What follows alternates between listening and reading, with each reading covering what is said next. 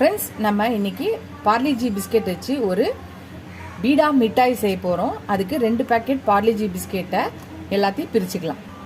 பிஸ்கெட்ஸை எல்லாத்தையும் நல்லா புட்டுக்கலாம்.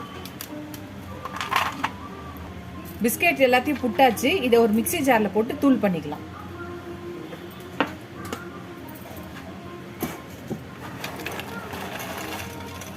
எல்லாத்தையும் மிக்சி ஜாரில் போட்டாச்சு. இதை நல்லா தூள் பண்ணிட்டு வரலாம்.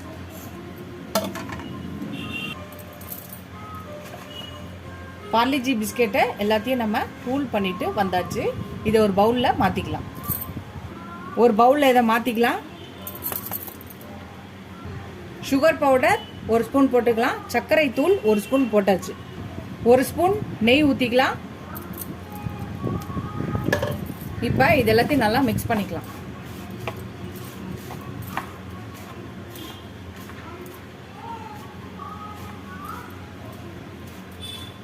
இப்போ நான் 1/2 கிளாஸ் பால் வச்சுருக்கேன். ஆனால் கொஞ்சம் கொஞ்சமாக ஊற்றி தேவையான இது வந்தால் போதும். டவ்வு நம்ம பிசைய பார்க்கலாம். கொஞ்சம் கொஞ்சமாக ஊற்றி பிசையலாம்.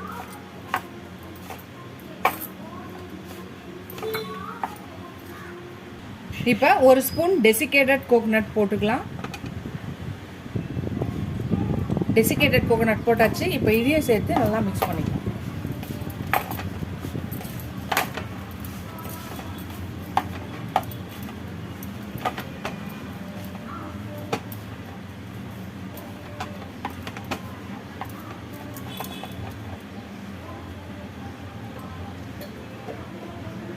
இப்படியும் 1 ஸ்பூன் நெய் போட்டுக்கலாம். இப்போ இதையே சேர்த்து மிக்ஸ் பண்ணலாம்.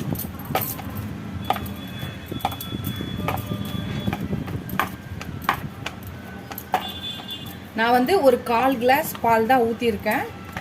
பார்த்தீங்கன்னா ஒரு 2லேருந்து 3 ஸ்பூன் பால் தேவைப்பட்டிருக்கும். அவ்வளோதான் தேவைப்பட்டுச்சு 2 பேக்கெட் பிஸ்கெட்டுக்கு. ஸோ அதிகமாக ஊற்றுனீங்கன்னா கொல கொலன்னு ஆகிடும். இந்த பதம் வந்தால் போதும். டவ்வு இந்த மாதிரி பதம் இருந்தால் போதும். நம்மளோட பீடா மிட்டாய்க்கு சரியான பதம் இதுதான். இப்போ இதை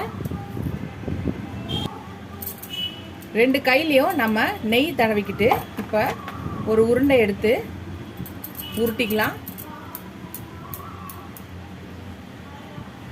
உருட்டி கொஞ்சம் இந்த மாதிரி தட்டி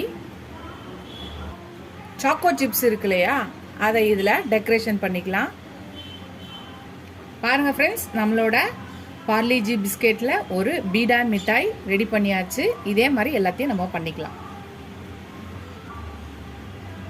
நம்மளோட பீடா மிட்டாய் ரெடி ஆயிடுச்சு பாருங்க. நம்மளோட பிஸ்கெட் பீடாய் மிட்டாய் ரெடி ஆயிடுச்சு. சூப்பராக இருக்குது பாருங்கள். பார்க்கும்போதே டிஃப்ரெண்ட்டாக இருக்குது. நம்மளும் இந்த மாதிரி டிஃப்ரெண்ட்டாக நம்ம பசங்களுக்கு செஞ்சு கொடுத்தோன்னா அவங்க ரொம்ப இன்ட்ரெஸ்ட்டாக சாப்பிடுவாங்க.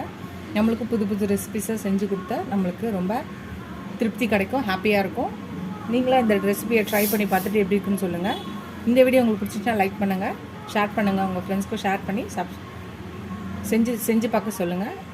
உங்களுக்கு செய்ய தெரியலனா யார் செஞ்சு தருவாங்களோ அவங்கக்கிட்ட சொல்லி செஞ்சு தர சொல்லி சாப்பிட்டுட்டு எப்படி இருக்குன்னு சொல்லுங்கள். இந்த வீடியோ எவ்வளோ முடியுது. அடுத்த வீடியோவில் அடுத்த ரெசிபியில் பார்க்கலாம்.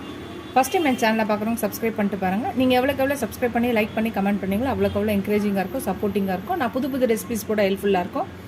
டாட்டா பாய் பாய் ஃப்ரெண்ட்ஸ்.